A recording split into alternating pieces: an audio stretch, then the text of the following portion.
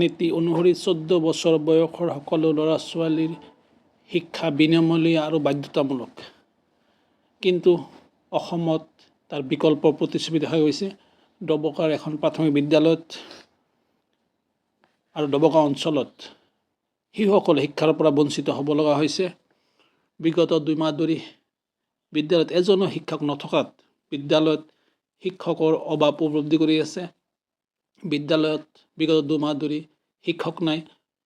কণ ছাত্ৰ ছাত্ৰীসকলে বিদ্যালয়ত গৈ পেলাই তাতে অলপ সময় আড্ডা মাৰি খেল ধেমালি কৰি ঘৰত ঘূৰি আহিব লগা হৈছে। ইফালে অসমৰ শিক্ষামন্ত্ৰী ডক্টৰ ৰজনীশ গোস্বামীয়ে বিভিন্ন সময়ত সাংবাদিকৰ বন্ধুৰ সন্মুখত শিক্ষকৰ অভাৱ নাই, শিক্ষক পৰ্যাপ্ত আছে বুলি ঘোষণা কৰে। আপোনালোকে অসমৰ এখন বিদ্যালয়, ডবকাৰ এখন প্ৰাথমিক বিদ্যালয় আৰু শিক্ষামন্ত্ৰী ডক্টৰ ৰজনীশ গোস্বামীৰ মন্ত্ৰৰ মাজত কিমান পাৰ্থক্য আছে আপোনালোকে স্ক্ৰীণত ভিডিঅ'টো চাই। শিশুৰ শিক্ষা হৈছে এক মৌলিক অধিকাৰ আৰু ডবকাৰ এজাক শিশু বৰ্তমান এই মৌলিক অধিকাৰৰ পৰা বঞ্চিত হ'ব লগা হৈছে। মই বৰ্তমান উপস্থিত হৈছোঁ ডবকাৰ দীঘলজাৰণি গাঁৱৰ বুঢ়ীগাঁও বনগাঁও প্ৰাথমিক বিদ্যালয়ৰ সন্মুখত আৰু পোনপ্ৰথমে মই মোৰ সতীৰ্থ সাংবাদিকগৰাকী সামগ্ৰিক দৃশ্য দেখুৱাবলৈ অনুৰোধ জনাইছোঁ। এই যে শিশু এই বৰ্তমান শিক্ষাৰ পৰা তেওঁলোকে বঞ্চিত হ'ব লগা হৈছে, কিয়নো 2 মাহমান পূৰ্বে এই বিদ্যালয়ত যি এগৰাকী শিক্ষক আছিলে আৰু বদলি সূত্ৰে তেওঁ ইতিমধ্যে যোৰহাটলৈ নিজ গৃহ জিলালৈ গুচি গ'ল আৰু যাৰ কাৰণে সেইসকল শিশু প্ৰতিদিনে বিদ্যালয়লৈ আহিছে যদি তেওঁলোকৰ কোনো শিক্ষা লাভ কৰা নাই, কিয়নো এই বৰ্তমান এই বিদ্যালয়খনত কোনো ধৰণৰ শিক্ষা বিভাগৰ ফালৰ পৰা নিযুক্তি দিয়া নাই। তাৰোপৰি এই যি বিদ্যালয়খন আছে বুঢ়ীগাঁও বানগাঁও প্ৰাথমিক বিদ্যালয়, যিখন 1956 চনত স্থাপিত হৈছিলে, সেই বিদ্যালয়খন এবছৰ পূৰ্বে এজাক প্ৰচণ্ড ধুমুহা আহিছিলে আৰু ধুমুহাৰ ফলত স্কুলখন ভাঙি পেলাইছিলে। মোৰ সতীৰ্থ সাংবাদিকগৰাকী ইতিমধ্যে সামগ্ৰিক দৃশ্য দেখুৱাইছে।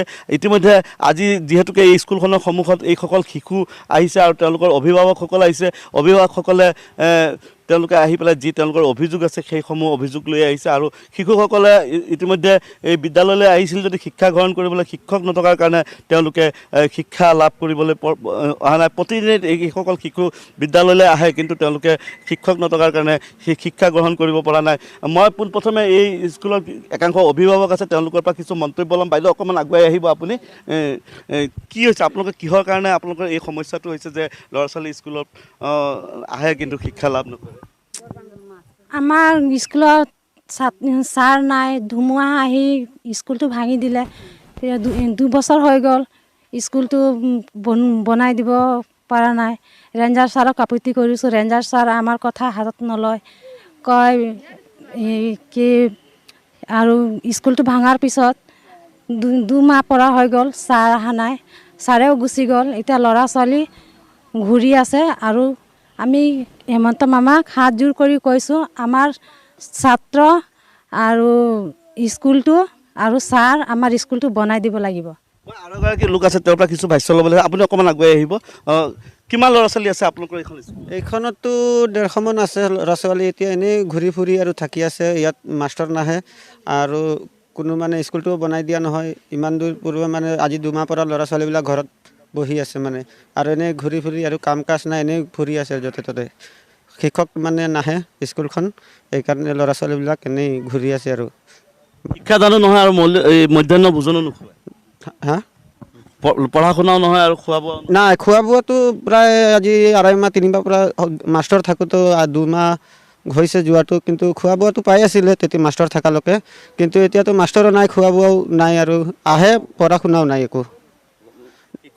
শিক্ষক আহি থাকে সদায় স্কুলত, আহে নেকি? এতিয়াও আহে, মানে শিক্ষকটো নাহে, মানে ছাত্ৰবিলাক আহে। বিদ্যালয় পৰিচালনা সমিতিৰ সভাপতি আছে, তেওঁৰ পৰা কিছু বক্তব্য ল'ম। কি কাৰণে আপোনালোকৰ এই সমস্যাটো হৈছে?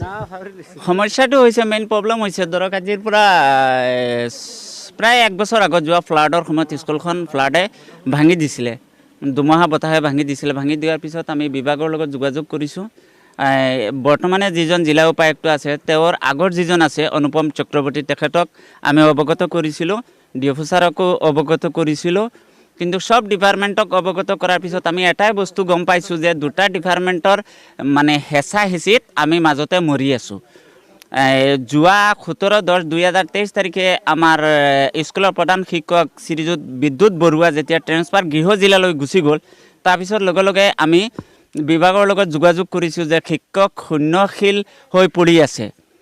তাৰপিছত আমাক কয় যে লিষ্ট এটা আহিছে চাই লওক লিষ্টখনত আছে নেকি তোমালোকৰ শিক্ষক আমি চালোঁ বি অফিচত গৈ চালোঁ আমাৰ মানে লিষ্টত আমাৰ স্কুলখনৰ নাই তেতিয়া SI এজন আছিলে তেখেতক সুধিলোঁ যে কি কাৰণতে আমাৰ মানে শিক্ষক নাই বোলে নাই এখন লোকেল বডি স্কুল আৰু লোকেল বডি স্কুলত মানে আমি এডুকেশ্যন ডিপাৰ্টমেণ্টে মানে শিক্ষক নিযুক্তি দিব নোৱাৰি আপুনি বিধায়কক অভিযোগ কৰিছিলে কি ক'লে আমি বিধায়কে বিধায়ক কৈছে দিব পঢ়া ডিপাৰ্টমেণ্টে কৈ দিব দিয়া নাই দিব এতিয়া দিব বোলে প্ৰতিশ্ৰুতি দিলে প্ৰতিশ্ৰুতি দি আছে কালি প্ৰতিশ্ৰুতি দিব দি তাকে বৰ্তমান আপোনালোকৰ ল'ৰা ছোৱালীৰ ভৱিষ্যত কি ভৱিষ্যতটো অন্ধকাৰ হৈছে অন্ধকাৰৰ পৰা ঠেলি দিছে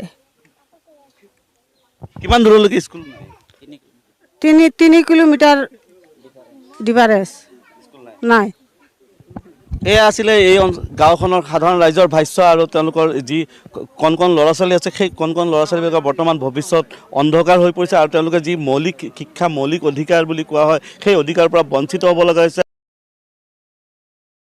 আমার স্কুল ধুমা বতাহ ভাঙি গৈছে আমার একটা স্কুল বনাই দিয়ক আর সার দিয়ক এটা তো মামা আমাকে সার দিয়ক স্কুল দিয়ক স্কুল দিয়ক নমস্কার হেমন্ত মামা আমাকে এটা স্কুল দিয় লাগিব সার লাগিব আমার স্কুলটো ভাঙি গৈছে বনাই দিব লাগিব 1956 চনত স্থাপন হোৱা ডবকাৰ এখন বিদ্যালয় ধ্বংসৰ পথলৈ গতি কৰিছে কণ কণ শিক্ষাৰ্থীসকলে মুখ্যমন্ত্ৰী মামা কাটৰ অনুৰোধ জনাইছে বিদ্যালয়খনত আছে ভোটগ্ৰহণ কেন্দ্ৰ প্ৰাথমিক শিক্ষা শিশুৰ মৌলিক অধিকাৰ যদিও এই শিশুসকল বঞ্চিত হৈছে শিক্ষাৰ অধিকাৰৰ পৰা ডবকাৰ বুঢ়ীগাঁও বনগাঁও প্ৰাথমিক বিদ্যালয়খনত বিগত 2 মাহ ধৰি নাই এজন শিক্ষক নিতৌ স্কুলখনলৈ ছাত্ৰ ছাত্ৰী আহে যদিও শিক্ষক নথকাৰ বাবে পাঠদান গ্ৰহণ অবিহনে বেজাৰ মনেৰে উভতি যাব লগা হয় ঘৰলৈ অকল শিক্ষক নথকাই নহয় এবছৰমান পূৰ্বে অহা এটা ধুমুহাত বিদ্যালয়খন ভাগি যায় ভাগি যোৱা বিদ্যালয়খন আজিলৈকে কৰা নহল মেৰামতি